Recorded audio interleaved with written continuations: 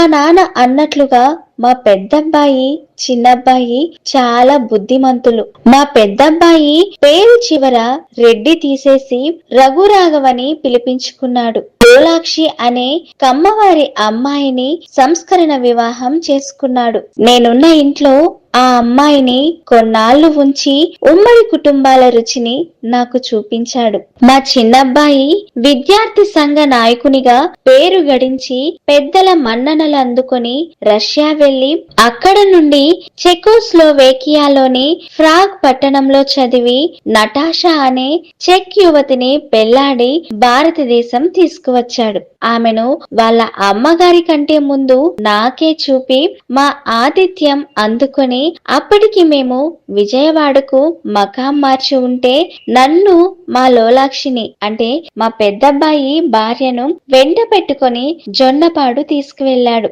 ఆ సమయంలో మా ముగ్గురు తోడు కోడళ్ళం కలుసుకుని ఆ ఊళ్ళో ఆనందంగా 2 రోజులు గడిపాం.